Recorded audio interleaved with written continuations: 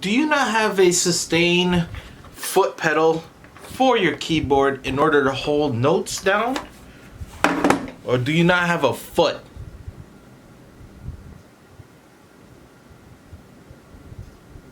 Either way, I'm going to show you how you can use your your keyboard's functions as a sustain button, rather than using this little hole in the back that has sustain ports on it. I'm going to show you a couple of ways how you could do this with your keyboard. Actually, let me show you one cool way right now. All a sustain is pretty much, you know, a conduct. And it's like, hey, when this is touching and conducting right, then we're gonna hold down the note. So let me show you something cool. If I were to hold these two things together in a good way, you're gonna eventually see that this is gonna sustain. Or how about I press the key? Oh. This is always tricky. But there you go. So if you want to be wild and use some wires connected to a TRS jack convert, whatever, do it. You know, that's how people with bananas make music. So in the language of MIDI, right? By the way, I'm using Flex here. In the language of MIDI, the sustain is usually, or the damper, is associated with the MIDI CC for the number 64. I remember it because Nintendo 64. Yeah. What does CC stand for again? Control communication, constant control, continuous controller. Yeah, there you go. So I was on the roll. I mean, CC would. Okay, continuous controller number 64 is associated with that sustain. So I have a software called the MIDI Control Center for the Arturia Minilab 2. Although if you don't have the software, I'll show you how to do it. But, you know, for example, the other thing I have, the other big keyboard that doesn't have software for it. Find your TIDI controller, or perhaps the pad that you want to adjust, and we're gonna switch it to a CC, and we're gonna set that CC to number 64. Cool, right? So let's say this pad over here at the end, we're gonna change this mode into a switch control, right? And then the CC number we're gonna set to 64. And you can see here 64 even says sustain. And I am going to go ahead and store it to memory 2. Pretty much stored into my keyboard. So check it out. Right? If I hold this down.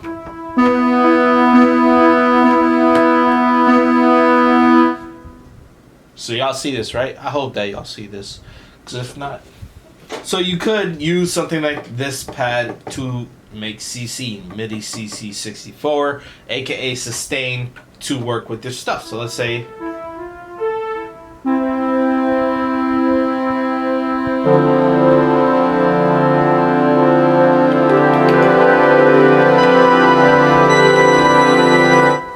oh, by the way, let me show you in the debug. So options, we're gonna go to debug.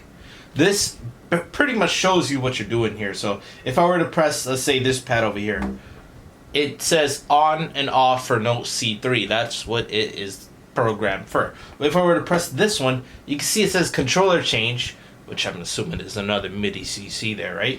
Damper pedal, which is sustain. So you can see on the debug, you know, what it is in terms of this keyboard here. Let's go ahead and not use this keyboard and use another keyboard, that of which I don't have a software for. Okay, so let me go ahead and show you how to do it on something like the M Audio Axiom keyboard that I have here. For example, it does not have a software, as far as my knowledge, to set up these things. Instead, you have a PDF and you got to read and understand. As you see on the screen right here, we have something that says set and trigger values for buttons or sustain pedals. So buttons being like when you press a button, it's on, when you let go, it's off, in that sense. So we're going to go ahead and press F10 right here. This is F10 right here that I want to switch to. I can put whatever I want, but I'm selecting F10 for example, right? I go to edit. So that button right there presses edit. You can see here by the screen it says edit. Please focus. Thank you. Over here I'm going to press a button that says control assign now. Okay, so I'm going to assign it to a value. This is going to be the parameter to trigger on and off, as you see on the PDF. I'm going to go to the number pad over here. You can see 0 through 9. I know it's not the best, right? Let me try and do this one-handed for y'all. So over here we have the numbers 1 through 9 and then enter. So I'm going to go ahead and type in the keys 1, 4, 6, right? Which is the trigger on and off operation. Cool. So now if I were to press this button here, you can see it says CC and then it's assigned at 0 because there's no CC assigned to it yet. Okay. But when I press it's 27, when that goes 0, that's the value. 0 is off and then 127 is on, how I set it or how it's already set. I'm going to press edit again on this, and this time I'm going to make sure that's pressed again. I'm going to assign a control for it. Oh wait, no, I already did that. I'm going to assign the data for it. So data 1 represents, hey, what kind of CC you want. In our case, we want 64, right? So I'm going to press enter. And now if I press again, you can see it says common control or whatever, continuous control, 64. When it's let go, it's 0. When it's at press down, it's 127. That means technically our sustain is on right now, and I can show you, but for the rest of the instructions, I'm just going to show you again with the edit button and making sure that that button is pressed. You want to go to data 2 now. In this case, it says off. So because it's a button, it's like, hey, the button is off. We have it set to 0. So that's the value when nothing is being held down. All right. And then if you want to set a different value for some stupid reason on a sustain, you would type in the value and then press enter. But no. On data 3 now, this is when the button is pressed down, indicating that it's on. That time now, it's a value at 127. For sustain to be on, it has to be over 50%. So, yeah, for example, if I were to set it to something like 66, 67, the sustain will be triggered on. But 127, pretty much, it's on. Press and enter, and cool. Let me see if I could do this with 2 hands. But I can't really. Let me octave up this. Okay, so I'm going to press these keys. And you can see that it's being held down.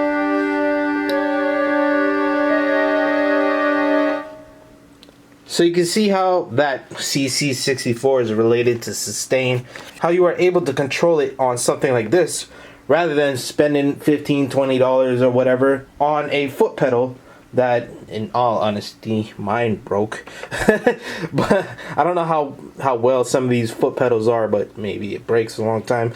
Let's say you're in that situation. This is one way to be able to get out that situation and find a way to, what's the word? Substitute, yeah.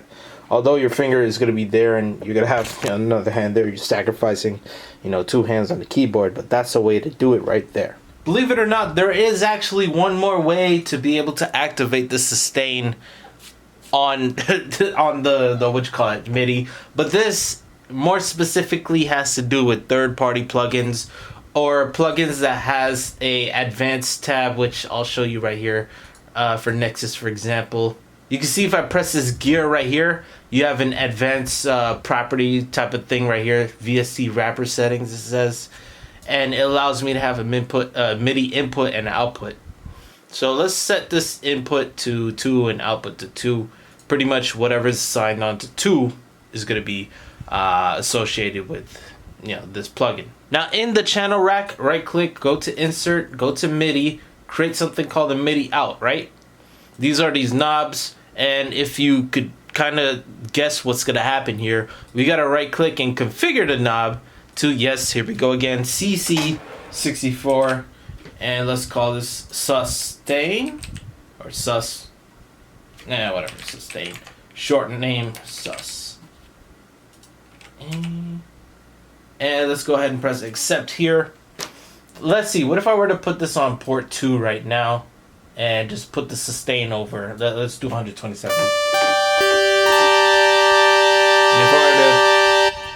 And you can see I moved it down, it turned off.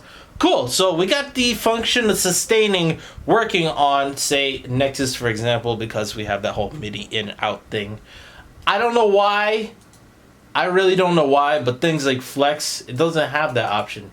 It's native, but I don't know why it doesn't allow that whole MIDI in-out thing, which kind of sucks in my opinion. Okay, back to the MIDI out thing here though. How do we set this? Right click, link to controller, do whatever you want, Let's say this titty. No, let's press this knob. So you can see I press the knob down. If I press it down light, where sometimes they're not getting sustained all the way. So let's actually go ahead and configure this. We want this setting to a, I think it was just like a switch. Yeah.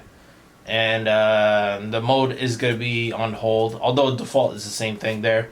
So if I were to press the button now, no matter how hard, it's 127. All right, so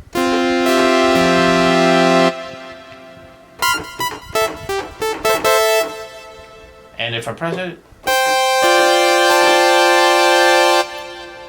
just like that. I'm not sure how this would work if I were to. Okay, that works. Because you see, if I press other pads, the notes do that. But if I were to press this, apparently it says MIDI CC. Let me go into the debug one more time. Gonna press the pad next to it. D3. Alright, so it recognizes it as a note in the debug, which it should be, right? But in here, they say it's MIDI number CC. But you can see how, you know, learning the MIDI stuff and being able to assign things can be really fun, you know. I guess the next hardest step would be able to script your own keyboard controller type in FL Studio. That could be a goal one day. So that being the generic controller, whatever, maybe creating your own script type in there. I don't know if I'm gonna do that, and if I do want to do that, I don't know when that'll happen. I gotta learn up the language first, which would be like Python or whatever. But like I said, hopefully you learned something. Be sure to hit that thumbs up button if this video gave you some sort of understanding, better understanding, and as well as help you with your sustain for those who asked, like the homie right here, for example. And yeah, it is your boy Justin Omoe. With that being said, peace. I'm out. And please have yourselves a damn good one.